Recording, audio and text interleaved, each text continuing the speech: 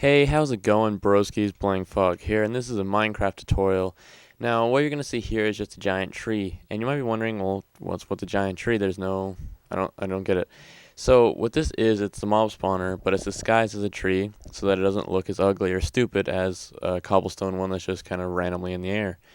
So, this one you can put in your backyard in the middle of a town, and it'll look fine. It'll look natural and all right.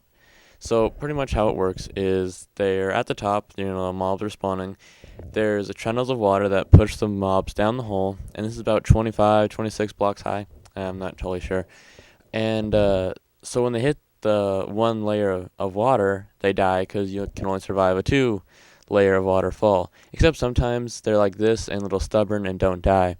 Now to fix this problem, what I did is I installed a minigun for arrows in the back wall of the spawner. So when they fall down and they're not dying, what I do is I just kind of come here and hit this switch. That then turns on the miniguns and fires lots and lots of arrows at the mobs, therefore killing them, even though if they don't die in the fall. And then the resources fall down into the water, and I get to collect them. Now, if you do see a creeper though right here, you might not want to go up and try to hit him through the glass because they will normally blow up and the bottom of your spawner will be ruined and you have to rebuild it. So that kind of sucks. But this is a great way to get, bones, string, gunpowder, all those other, raw flesh if you need it, I guess. So I'll show you how the spawner works and how to build the minigun in a later part of the video. But for right now, we're going to go up to the top and I'll show you guys how everything works. I'm going to turn on no clip so I can just kind of fly through the walls. So it's going to be dark up here because the mobs need darkness to spawn, and each one of these channels is 8 blocks long. So the reason they're 8 blocks long is so when the water starts going down, it won't flow down the hole at the bottom. It will stop right at the edge, and the mobs can't really fight back from the current, so they'll just fall down through the hole. Now I have modded spawners up here because I have inventory edit and spawner GUI. So what I can do is I can put a spawner down and say I want a skeleton to spawn. So I'll get the skeleton spawner, and I have 6 skeleton spawners and 6 zombie spawners up here. And even though there's no creeper or spider spawners, they'll sometimes spawn anyway. So all they really do is they spawn, fall down the water, fall all the way down here, hit the ground, and die. And if they don't die, then the arrows come into place and kill them anyway. Now, to effectively make one of these, you might want to make it at least 30 blocks high to make sure they die when they hit the ground. But 25 to 26 should be okay, and if you install the minigun, just the more awesome it gets. So I'll be right back to show you how to make the miniguns in the back, and hopefully now you understand how to make the spawner itself. So while we're gone, pause the video, make your spawner, and come back and watch how to make the minigun. So I'll be right back, guys.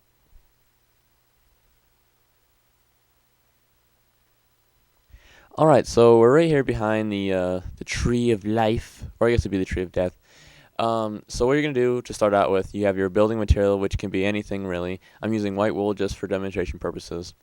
So now what we're going to do is build a 3x5 platform, 3 wide, 5 long, and a little 1x2 thingy off the edge. It's going to look like a juice box when you're done, so it's going to look like this overhead. Now, this little taily thing on the end is determining where your pistons or your dispensers are going to go. So you're going to put one right there at the bottom, then you're going to put one there on the top, but you need this cotton or this block in the middle, not just for support, but it conducts the current through all 3 of the dispensers. So you'll understand why in a sec, but that one block is very important, so make sure you have that. Now, 2 blocks from your conductor block, you're going to build 2 blocks, and you're going to have a little pathway in between them. You're going to put a redstone torch on either side of them, and then a redstone line on the outsides and on top. Now, what this looks like is kind of just a weird little face right now, and you're almost done. So what we're going to do is we're going to connect the line in the middle, and you're going to be flashing and be wondering, oh god, what did I do? I broke it. Well, no, you didn't break it. It's kind of unstable right now, and it's just where the clock works. So what you're going to do is put a lever down and turn it on. So that's going to lock up the clock and everything's going to be okay. Now you're then going to connect your redstone clock to your conductor block. And just one piece of redstone will do you. So now it looks fine, you know. The clock should work, everything should fire right, but it doesn't really work in this state. It only kind of fires periodically because the clock may be running too fast or the game just can't process to shoot the arrows in time.